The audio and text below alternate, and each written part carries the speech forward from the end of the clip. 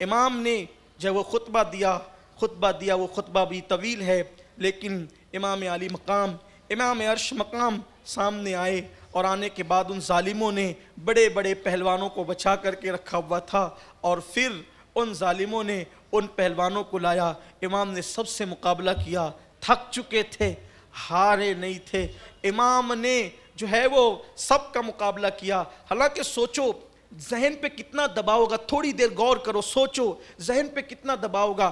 انسان کو تھوڑا سا ٹینشن ہوتا ہے تو تقریر کے الفاظ جو ہے وہ انسان کو سمجھ میں نہیں آتے، انسان کی زبان ساتھ نہیں دیتی، کتنا دباؤ ہوگا بیویوں کا، ان کا کون محافظ ہوگا؟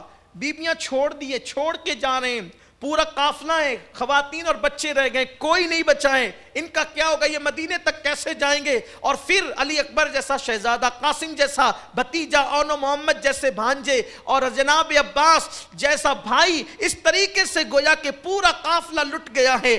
کیا زخم ہوگا، کیا درد ہوگا، کیا غم ہوگا، لیکن صبر و رضا کا مجسم حسین، نانا نے لعاب چسا کر کے کتنا حوصلہ، کتنی ہمت، کتنی طاقت، کتنی جرأت، کتنی بہادری، کتنی شجاعت دی تھی کہ امام علی مقام پے کرے صبر و رضا بن کر، صبر و رضا کا پہاڑ بن کر کے ڈٹے ہوئے ہیں، اور کشتوں کے پشتے لگاتے ہیں، اور اس کے بعد یزیدیوں کے چھکے چھڑاتے ہیں۔ بالآخر امام علی مقام پھر پلٹ کر آئے، بیویوں کو آخری سلام کہا، اور سلام کہنے کے بعد پھر کچھ وصیتیں کی، اور وصیت کرنے کے بعد امام علی مقام جب پلٹے، چاروں طرف سے گھیر لیے گئے۔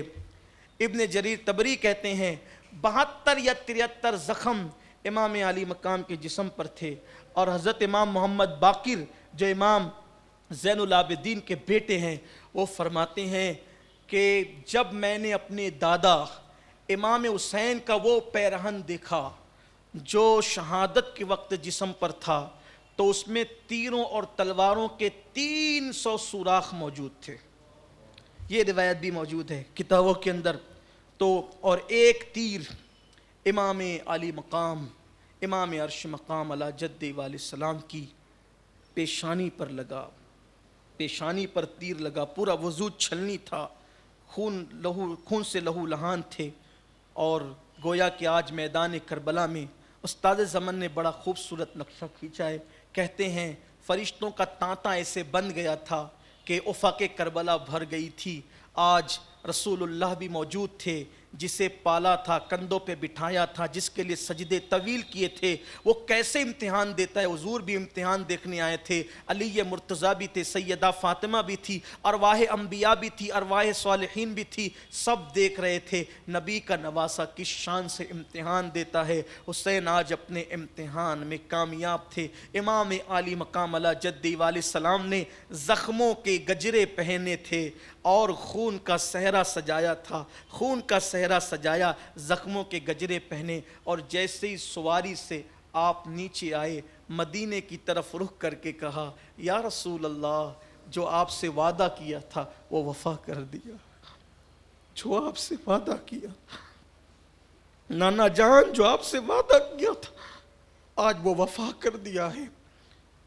اور پھر آسمان کی طرف رخ کر کے کہتے مولا حسین تو تجھ سے راضی ہے، ذرا تو بھی بتا کیا تو حسین سے راضی؟ سب لٹا کر کا تو بھی حسین سے راضی ہے۔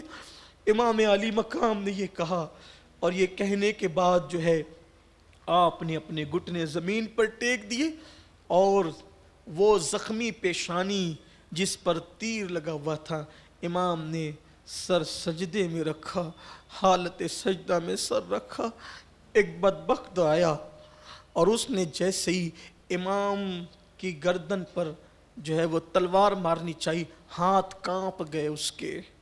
یہ منظر دیکھا، سیدہ زینب پکارنے لگی ابن سعد کوئی رشتہ تو ہے، شرم کر، شرم کر، جس کو نبی کندھوں پہ بٹھاتے تھے اس کو تم ذبح کر رہے ہو۔ بی بی پاک نے یہ فرمایا، ابن سعد نے منہ پھیر لیا، کیونکہ رہ کی حکومت تھی، سیدہ پاک جا نہیں سکتی تھی۔ امام پاک نے سر سجدے میں رکھا، ایک بدبخت نے امام علی مقام علی جد علیہ السلام کی گردن پہ تلوار مارا، اور سر تن سے جدا کر دیا۔ انا للہ و انا الیہ راجعون، انا للہ و انا الیہ راجعون، انا للہ و انا الیہ راجعون۔ امام علی مقام کی گردن جیسے ہی تن سے الگ ہوئی، استاد زمن لکھتے ہیں شہادت جو گویا کہ سرخ جوڑا پہن کر وہاں موجود تھی، حوران بہشت ٹھنڈے ٹھنڈے پانی لے کر موجود تھی، خوشبو سے گویا کہ عرض کربلا معطر ہو گئی تھی، حوران بہشت نے اپنی زلفوں کو گویا کہ بکھیر دیا تھا۔ کہاں ہے وہ فرشتے؟